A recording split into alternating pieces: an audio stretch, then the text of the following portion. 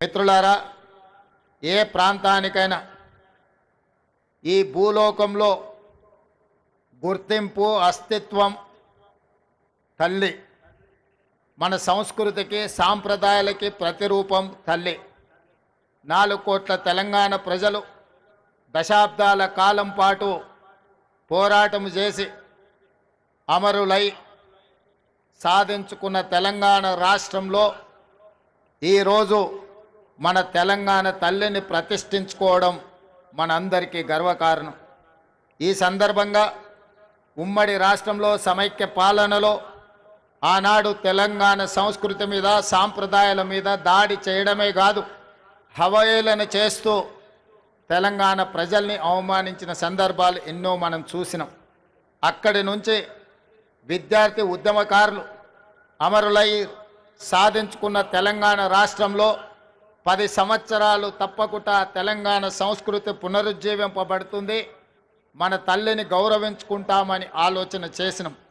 కానీ ఒక వ్యక్తి, ఒక కుటుంబం, ఒక రాజకీయ పార్టీ తమ గురించి మాత్రమే ఆలోచన చేసి 4 కోట్ల తెలంగాణ ప్రజల యొక్క ఆకాంక్ష పట్ల నిర్లక్ష్యం వహించడం వల్ల ఈనాడు ప్రజాప్రభుత్వం తెలంగాణ రాష్ట్రంలో ఏర్పడ్డ తర్వాత తెలంగాణ రాష్ట్రంలో తెలంగాణ ప్రజల యొక్క ఆకాంక్ష నెరవేర్చాలన్న ఆలోచనతో నా సహచర మంత్రివర్గ సహచరులందరూ సంపూర్ణమైన సహకారంతో ఈరోజు ఈ కీలకమైన నిర్ణయాలు మనం తీసుకోవడం జరిగింది.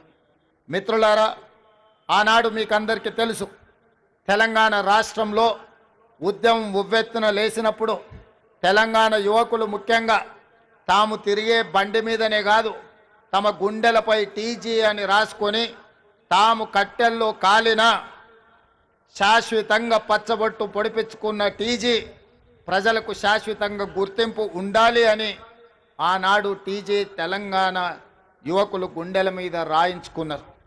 కానీ తెలంగాణ రాష్ట్రం ఏర్పడ్డ తర్వాత ఆనాటి ప్రభుత్వం తెలంగాణ రాష్ట్రం అంటే టీజీ అని కాకుండా టీఎస్ అని నామకరణం చేయడం ద్వారా తెలంగాణ ఉద్యమకారుల ఆకాంక్షను ఆనాటి ప్రభుత్వము నిర్లక్ష్యం చేసింది. అందుకే ప్రజాప్రభుత్వం ఏర్పడిన తర్వాత ఏ ఉద్యమకారులు, ఏ అమరవీరులు తమ గుండెలపై టీజీ అని రాసుకున్నారో ఆ టీజీనే తెలంగాణ రాష్ట్ర ప్రభుత్వం ఆమోదింపజేయడం ద్వారా తెలంగాణ ప్రజల యొక్క ఆకాంక్షను శాశ్వతంగా పదిలపరిచింది. ఇదే కాదు, ఈనాడు ఇక్కడున్న నిరుద్యోగ యువకులు, ఉద్యమకారులు, విద్యార్థులందరికీ తెలుసు.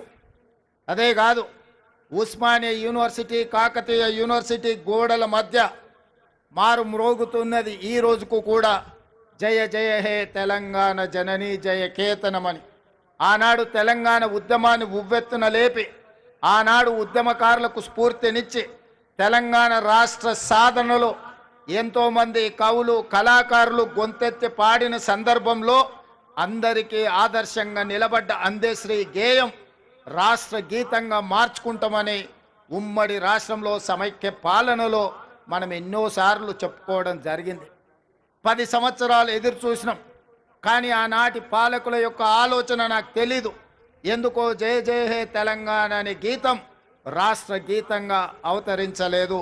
అందుకే ప్రజాప్రభుత్వం ఏర్పడిన తర్వాత అందశ్రీ గారిని సంప్రదించి వారి ఆలోచనల మేరకు గాయకులతో మాట్లాడి ఈనాడు అధికారికంగా జయ జయ హే తెలంగాణ గీతాన్ని రాష్ట్ర గీతంగా మార్చుకోవడమే కాదు, రాష్ట్ర పరిపాలనకు గుండెకాయ లాంటి సచివాలయంలో ఆ గాయకుడు, ఆ రచయిత అందశ్రీని సన్మానించుకోవడం జీవితకాలం గుర్తుండిపోయే ఒక మధుర జ్ఞాపకం.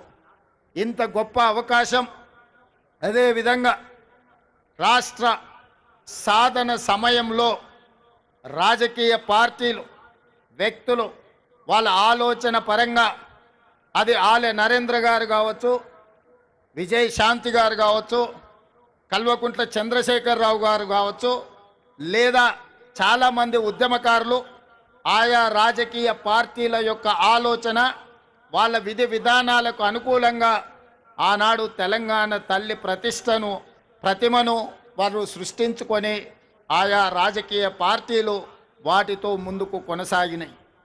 కానీ జూన్ 2, 2014 నాడు తెలంగాణ రాష్ట్రం ఏర్పడిన తర్వాత ఆనాటి పాలకులు 10 సంవత్సరాలైనా ప్రభుత్వ అధికారిక కార్యక్రమంగా కానీ లేదా తెలంగాణ తల్లి యొక్క ప్రతిమ అధికారికంగా ఇలా ఉండాలి, తెలంగాణ తల్లి అవతరణ ఉత్సవాలు ప్రతి సంవత్సరం జరుపుకోవాలన్న ఆలోచన ఏ రోజు కూడా చెయ్యలేదు.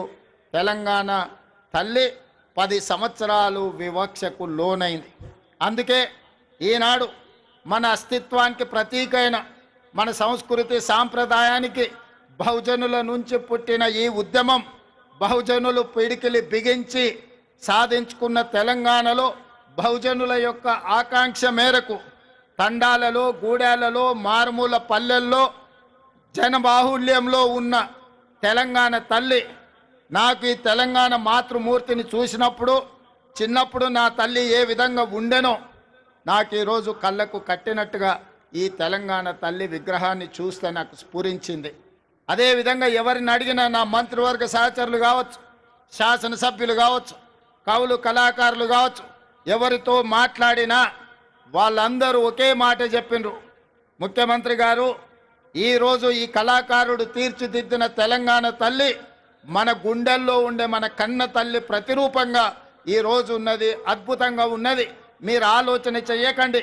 కొన్ని రాజకీయ పార్టీలు వాళ్ళ ఆలోచనకు అనుకూలంగానో లేకపోతే వాళ్ళ పార్టీ విధానాలకు అనుకూలంగానో మాట్లాడతారు, మీరు వాటి పట్ల స్పందించవలసిన అవసరం లేదు అని వారు నాకు సూచన చేశారు.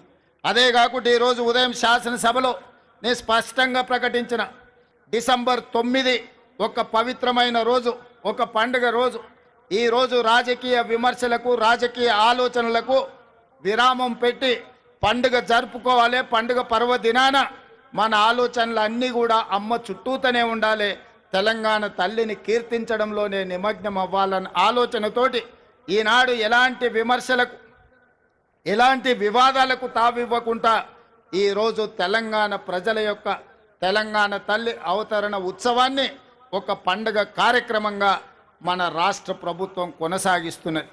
ఇంతకుముందు మిత్రులు ఉప ముఖ్యమంత్రి బట్టి విక్రమార్క గారు ప్రభుత్వం యొక్క సంక్షేమ పథకాలు, ప్రభుత్వం యొక్క అభివృద్ధి విధానాలను సవివరంగా మీకు వివరించడం జరిగింది.